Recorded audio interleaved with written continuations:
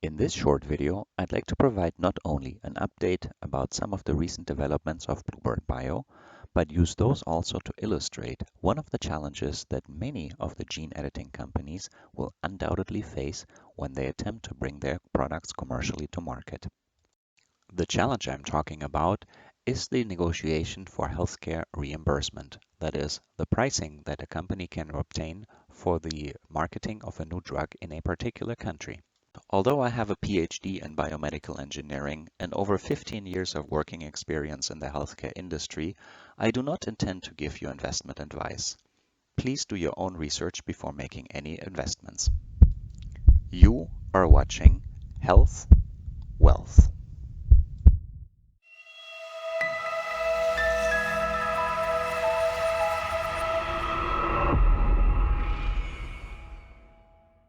If you're new to this channel, welcome. If you're not, nice to have you back. Up first, Bluebird Bio announced some fantastic news about their gene therapy for patients less than 18 years old with early cerebral adrenoleukodystrophy. This treatment they are proposing to bring to market will be called Skysona. On May 21st, in fact, Bluebird Bio have received a positive CHMP opinion from the EMA. This means that the Committee for Medicinal Products for Human Use, which is part of the branch of the EMA, have recommended Skysona for receiving market authorization. The disease being addressed by this medication affects children and has devastating consequences if left untreated, leading to loss of neurological function and early death. Once approved, Skysona will be the only one-time gene therapy treatment for CLAD, which is the abbreviation for cerebral adrenoleukodystrophy, for patients who are less than 18 years old with the ABCD1 genetic mutation and who do not find a human donor, that is, a sibling with matching human leukocyte antigen hematopoietic stem cell as a donor. So, now that the positive CHMP opinion has been received, it is now the job of the European Commission in order to assess and evaluate and ultimately, if they agree, to issue the market authorization. And this happens within maximum 67 days. Once the European Commission issue the marketing authorization through the centralized procedure in Europe, this means that Skysona can be sold in any member state within the European community. As we have seen many times on my channel before, these types of treatments derived from gene editing address rare diseases, and Skysona is no different. Bluebird Bio lists the prevalence globally as 1 in 21,000 male newborns who are diagnosed with adrenoleukodystrophy. And 40% of those will develop the most severe form, which is the cerebral adrenoleukodystrophy, or CLAD. Then, of course, a subset of this population will reside in Europe and can then receive treatment once the drug is approved. And due to the small market size, orphan drug protection and all of the incentives also apply to this kind of treatment. In fact, EMA awarded the orphan drug status to this treatment on 6th of June in 2012. So the bottom line is, once approved, Skysona can then enjoy 10 years of market exclusivity in the EU from the time that the marketing authorization is granted. And this market exclusivity remains valid unless a competitor comes in with a product that has a superior clinical performance. And I'd like now to use this extract from the EMA website about the orphan drug status designation, which I filtered for Bluebird Bio, as a segue for the second chapter of this video addressing another topic.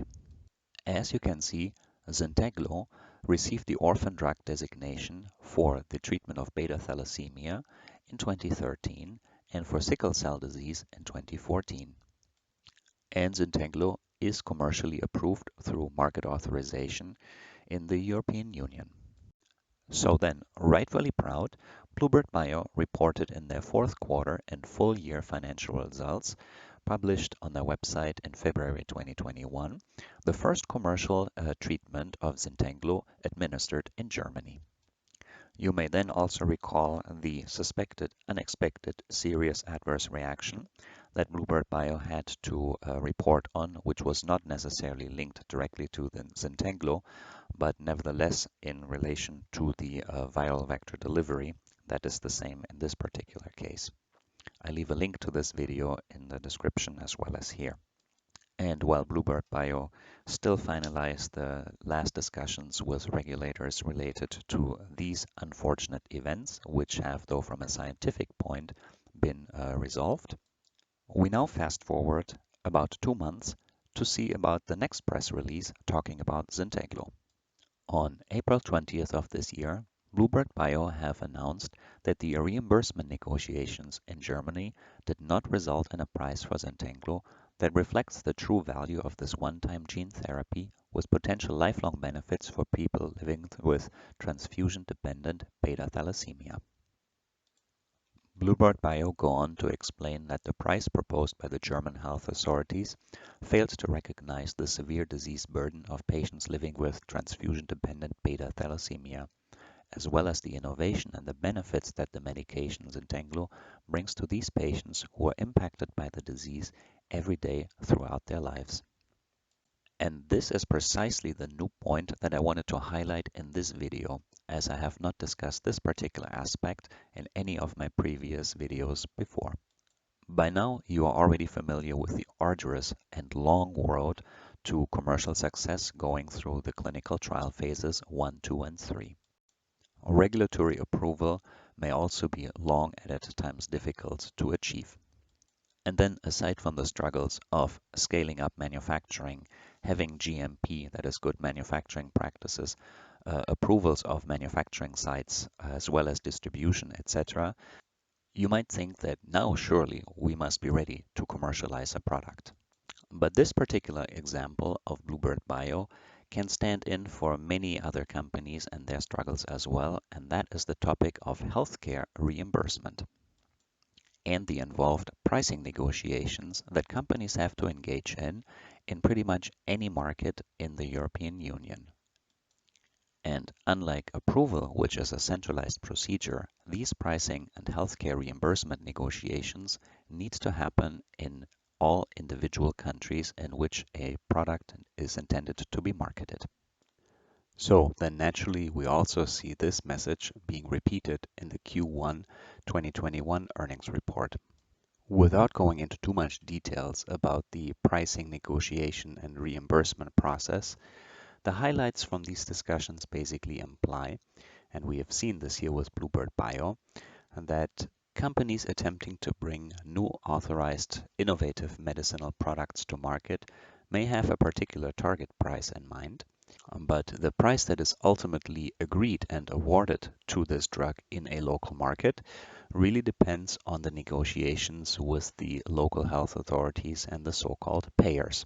There are many factors that influence how much a payer is willing to reimburse the drug for, what other treatment options are available and how much do those cost, or whether the new treatment should be considered a first-line or a second-line treatment, whether the payer trusts the clinical trial data or see any potential gaps.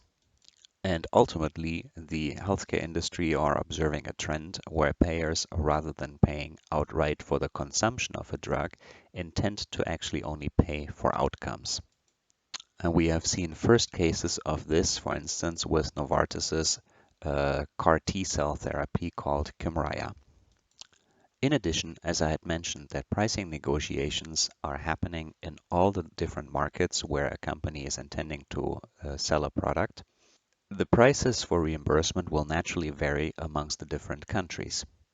And in further or future negotiations in new markets, those payers may actually look how much the other countries are reimbursing.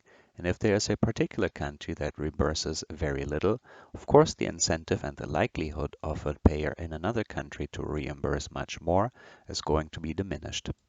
And precisely for those reasons, some companies may decide to forego or skip a particular market where a target price the company desires to have is actually not met in order to avoid that the Acceptance of a lower price in, let's say, country A may negatively impact the ability to negotiate a higher price in country B. And I think this is precisely what we are seeing here with the pricing negotiations in Germany. Therefore, Zynteglo has not contributed financially to the bottom line of the recent quarter. Overall, you can see that bringing a new medicine commercially to market is challenging on many different fronts. And this is why we have seen that many of the novel gene editing companies are either in already existing partnerships or certainly may be well advised to seek partnerships from companies who have the experience in bringing new medicines and treatments to market, but include also the negotiations for healthcare reimbursement.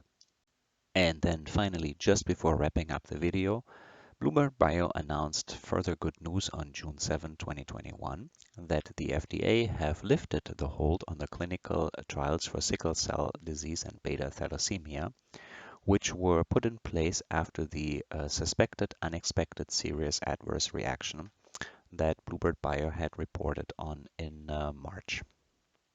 Let me know in the comments below if you'd like to have a little bit more background information in a future video about the reimbursement process. And if you found this video useful for your investment purposes and research, please consider leaving a like and subscribing to my channel.